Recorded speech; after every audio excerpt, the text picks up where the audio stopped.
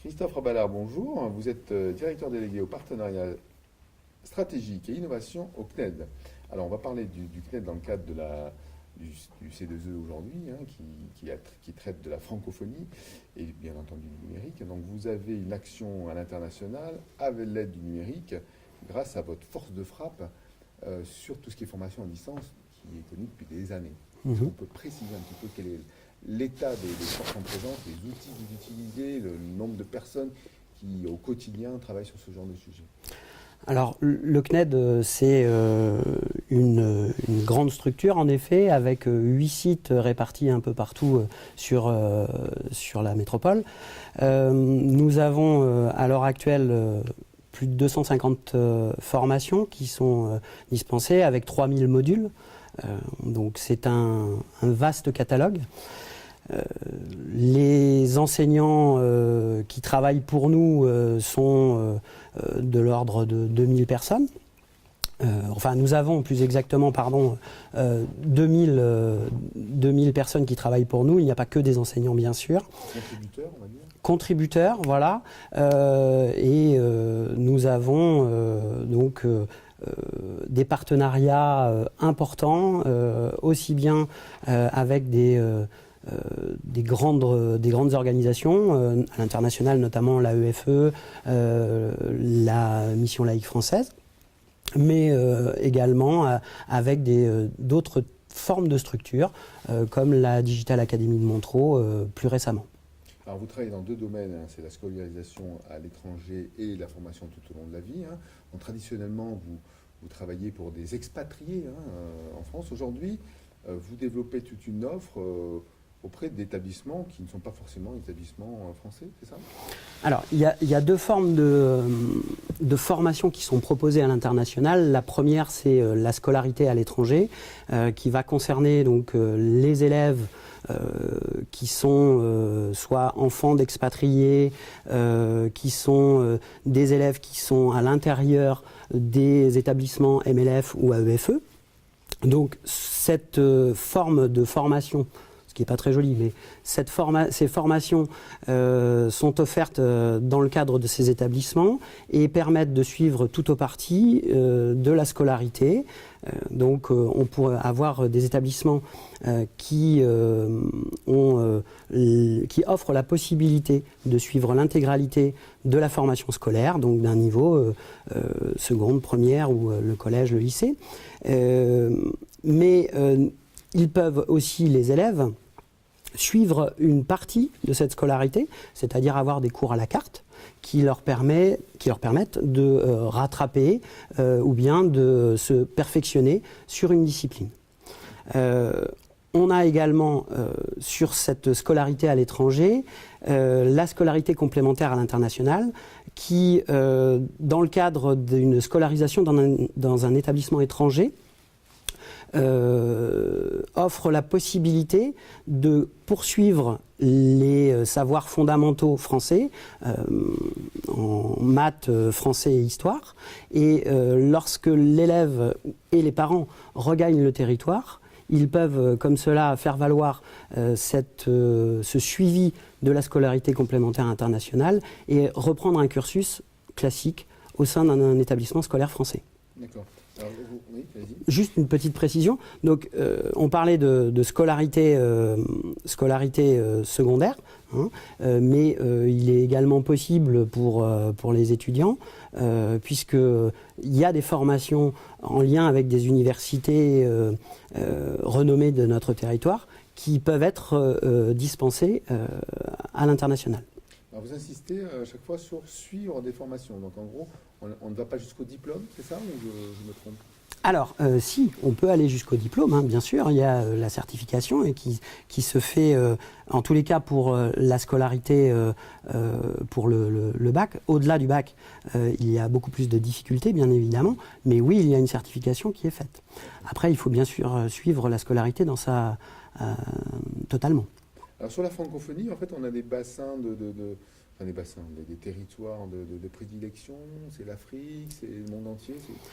Alors, on a 30 000 inscrits, ce qui représente à peu près 13% de nos inscrits au total. Sur ces 30 000 inscrits, 50% à peu près se situent en Afrique. C'est ça, ouais, je vois. Voilà. Évidemment, notre objectif, c'est d'aller au-delà de ça, c'est de s'inscrire dans le cadre de la scolarité, mais d'aller au-dessus, c'est-à-dire d'offrir non seulement aux élèves, mais aussi à leurs familles et à l'ensemble je dirais, des personnes qui le souhaitent, des parcours de formation ou des ressources de formation. Le dernier exemple en date, c'est le développement de l'application en partenariat avec Orange, l'application Mondo CNED, qui concerne les pays d'Afrique francophone et qui a été développée en début d'année 2018, fin d'année 2017. Voilà. D'accord. Donc on disait en préparant un petit peu cette interview que 30 000 c'était considérable, mais quelque part c'était pas grand-chose. Oui, alors c'est considérable, ça je vous le confirme. Évidemment, notre objectif c'est de développer ce chiffre, c'est d'aller plus loin, et ça rejoint ce que je disais juste avant, c'est-à-dire d'étendre nos formations à l'ensemble des populations. Alors évidemment, on va développer nos partenariats avec, comme je le disais tout à l'heure, les grandes institutions que sont la MLF, l'AEFE. Mais au-delà de ça, nous souhaitons travailler avec d'autres formes de partenariats, avec des établissements qui peuvent rencontrer de grandes difficultés. On peut penser notamment à des établissements qui se trouvent dans des pays en guerre. Et donc là, nous pourrions apporter, et nous le faisons, nous apportons les contenus des cours.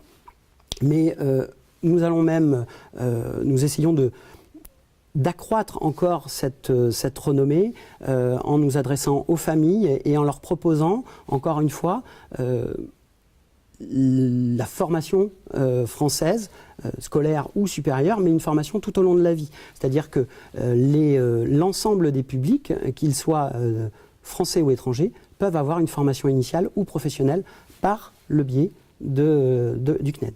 Alors, pareil, hein, vous m'expliquez que carrément, en phase de reconstruction, vous pouviez suppléer, en fait, dans certains territoires, des zones éducatives qui n'existent plus. Et donc, votre expertise, l'ingénierie autour de la formation à distance permettait de reconstruire les possibilités d'enseigner dans des endroits qui ont été en guerre. C'est ça. C'est-à-dire que, et c'est là où le numérique est très avantageux, puisque par ce vecteur-là, nous avons la possibilité de transmettre les contenus, mais aussi d'effectuer un tutorat, un suivi de nos contenus. C'est une première chose. Une deuxième chose, c'est qu'on peut développer des phénomènes d'hybridation, c'est-à-dire que au-delà des contenus, il y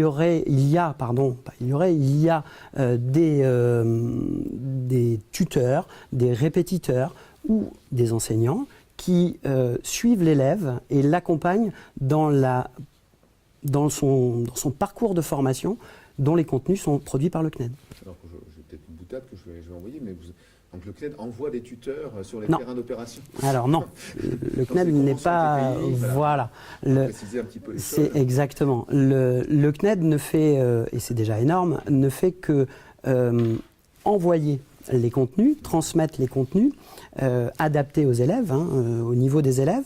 Le CNED fournit l'accompagnement pédagogique numérique, d'accord, le tutorat numérique, et des personnels locaux suivent les élèves. Alors on peut penser notamment à certains pays du Proche ou Moyen-Orient qui sont en grande difficulté et où les établissements scolaires ne sont pas réellement représentés et les personnels accompagnent l'élève dans la prise en main des contenus du CNED.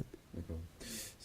C'est une chose assez méconnue, mais ça se fait. Alors ça se fait beaucoup, non, c'est anecdotique, on va dire. Ou Alors, ça se fait souvent? Ça se fait assez régulièrement. Ça se fait dans des établissements avec des cohortes d'élèves qui ne sont pas forcément très nombreuses. Puisque c'est aussi compliqué d'accéder à la scolarité dans ces établissements. Ça se fait, je crois, malheureusement de plus en plus, puisque les difficultés pour accéder parfois à la scolarité pour des raisons notamment de guerre ou de violence ont tendance peut-être un peu à augmenter. Donc nous, on se positionne vraiment pour aider et accompagner les élèves. Notre objectif, encore une fois, est et ça s'inscrit, alors même si on n'est pas typiquement dans notre mission de service public, mais notre mission de service public est d'offrir la scolarité à tous les élèves sur le territoire. Eh bien, ça s'inscrit un peu dans le même sens, c'est-à-dire que nous offrons par ces processus, notamment d'hybridation, une scolarité auquel les élèves n'auraient peut-être pas eu la chance d'accéder.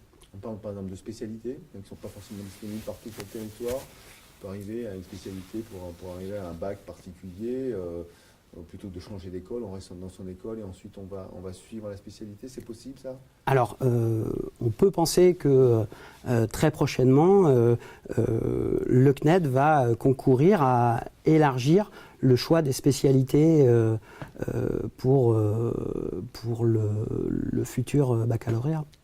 D'accord, donc ça c'est un des sujets qui sont en cours à traiter. Ça va avec l'expansion de la francophonie, j'imagine, tout ça? Oui. Concrètement, la dernière question aussi, au-delà de la francophonie, c'est, on n'a pas parlé technique, c'est-à-dire qu'en gros, globalement, on parlait de réseau, hein, quand il y a un pays en guerre, il faut un minimum qu'il y ait un réseau. Bien sûr. Du numérique, il faut un peu envoyer la donnée. Donc c'est quel type d'applicatif, comment ça fonctionne? On parle d'hybridation, donc il faut un ordinateur. Est-ce que c'est en présentiel? Est-ce que c'est que de l'asynchrone? Comment ça? Globalement, les types de formation sur les phénomènes d'hybridation, on a la plupart du temps des contenus qui sont transmis et qui sont ensuite entre guillemets, tutorés par des gens en présentiel. Donc on associe le distanciel et le présentiel. Ça, c'est un premier élément. Quand on a dans des pays qui bénéficient d'un réseau intéressant et suffisant, on va pouvoir faire du distanciel et du tutorat à distanciel. C'est-à-dire que le CNED a une technologie et des compétences dans l'accompagnement de l'élève, c'est-à-dire que au-delà même le fait d'envoyer des contenus, il va suivre l'élève et il va l'orienter dans ses parcours. C'est aussi un élément sur lequel on continue à travailler. On est en ce moment en train de travailler très intensément sur les Learning Analytics. Et ce sont ces Learning Analytics avec d'autres partenaires, et notamment des laboratoires de recherche. Ce sont ces Learning Analytics qui vont nous permettre d'avoir le meilleur tutorat possible, le meilleur suivi de l'élève et d'orienter l'élève dans son parcours de formation. Et je finirai juste sur ce sujet-là on parlait de l'orientation de l'élève dans son parcours, mais on aide aussi l'enseignant-tuteur pour aider, pour qu'il puisse ensuite prescrire à l'élève les bons exercices et les bons cours à apprendre. Donc on aide à la fois l'élève et l'enseignant. On restera toujours au CNED sur la formation tutorée. On ne va pas déraper sur de la formation automatisée. Imaginons que je sais pas, un grand serveur soit stocké pas loin de Chasseneuil-Poitou et puis on y va, quoi. Ça, on peut servir n'importe qui. Est-ce qu'on est toujours dans, voilà, on envoie, il y a un tuteur, soit à distance, soit en présentiel? Est-ce que c'est toujours ça un peu la marque de fabrique? On essaye de personnaliser le parcours de l'élève. Très clairement, l'objectif, quand je vous parlais de Learning Analytics, l'objectif, il est clairement de personnaliser le parcours de l'élève et d'anticiper le décrochage ou d'améliorer la performance de l'élève. On fait pas, notre objectif n'est pas de stocker nos données sur des serveurs à l'étranger et de bénéficier d'une expertise X ou Y sur lequel on n'aurait pas de prise. Notre objectif est vraiment de garder, comme vous le disiez, ce savoir-faire qui fait la renommée de l'établissement et notamment dans l'espace francophone. Puisque il faut quand même savoir que le CNED est particulièrement apprécié de l'ensemble des expatriés à l'international. Voilà. Ça, c'est quelque chose qui se sait depuis longtemps. Merci beaucoup, Christophe Raballard. Merci de votre conversation au sujet du numérique et de la francophonie au CNED. Merci.